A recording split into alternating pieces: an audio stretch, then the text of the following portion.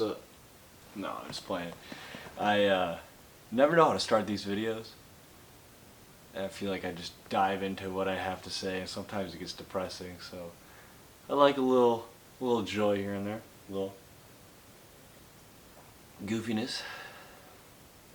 Lately, I've felt kind of guilty because I've been doing okay, because I've been happy.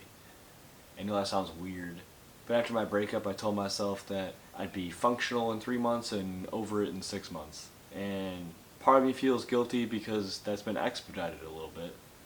I'm at like 4 months now, and I'm surprised at how good I've been doing. And I don't know if it's because I'm not anxious all the time and depressed all the time, and I feel like I'm not coming from that place anymore, so I'm not giving off that authenticity when I make videos like this. But I shouldn't feel guilty about that. I mean, at the end of the day, we're all trying to be happy. We're trying to find purpose. We're trying to smile. About 2 years ago now, when lockdown happened, I had this Instagram post that was talking about validation and a bunch of stuff. And in that post, I talked about how it was okay to not be okay. And I feel like we hear that a lot. We've romanticized this idea that we should be unhappy, that we should be anxious, that we should be depressed, or that it's at least like, okay. I feel like we romanticize it and get stuck, and we never move towards happiness. We go on social media and we see the highlights of people's lives. We don't see the lows, we just see the highs, and that's how we think everything is supposed to be. We get depressed or anxious or jealous or whatever emotion comes from that. And everybody talks about depression and anxiety and mental health, and it's almost put on this pedestal. And I don't know if sometimes we feel like we should be anxious or we should be depressed. We feel like we'll get validation from people or attention from people. I'm not sure why we lean into that. We make it part of our identity. I am depressed. I am anxious. That's not part of your character. That's not part of who you are. It's not part of our identity. It's not part of our character. It's not what makes us who we are. It's harder to get away from that. It's harder to separate yourself and get to this point where you're happy if you're going to carry that with you. We lie to ourselves. And I feel like most of the people that are saying it's okay to not be okay are entitling that. They're justifying it. Because at its base, it's okay to not be okay. It means, hey, like, you have good days and you have bad days. And when you have the bad days, that's all right. But I feel like the way things are going, it's almost like it's okay to not be okay ever, to constantly be depressed, to constantly be anxious. And that's not okay.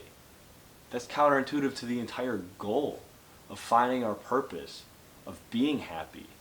When you go on social media, or you watch a Hollywood movie, or a TV show, or you listen to a song, everybody is talking about relationships, and about romance, and breakups, and all of these things. It's kind of funny, the artist that's always singing about or talking about their breakups, and that's who we take our advice from, and that's who we identify our emotions with. The point I'm trying to make is that we are surrounded by people who all think the same, this groupthink, this crowd of people, and maybe we should zig when everyone else zags.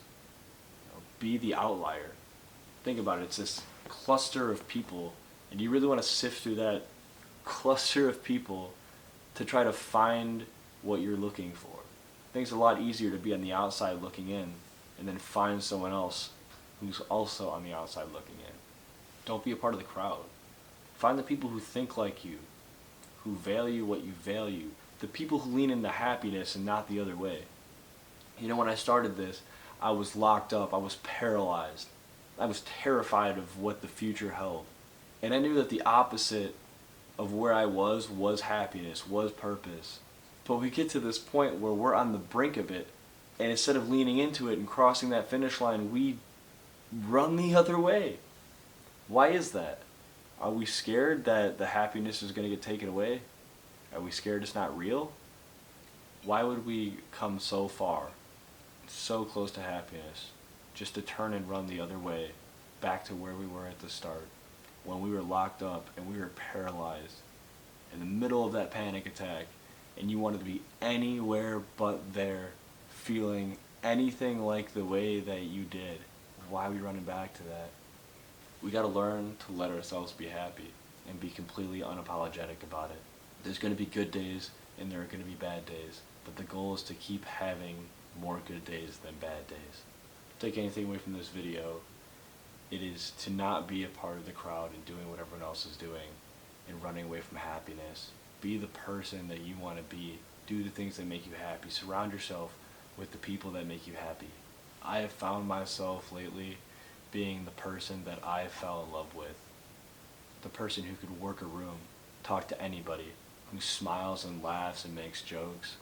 The person who is willing to trust and put himself out there and to be genuine and authentic. I'm surrounded by my family and I appreciate every moment with them. When I get to see my friends, I have fun with them and I enjoy those moments.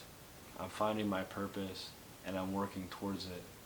Let yourself be happy because it's okay to be okay. I hope you're doing good. I'm praying for you. Smatty Ships, signing out.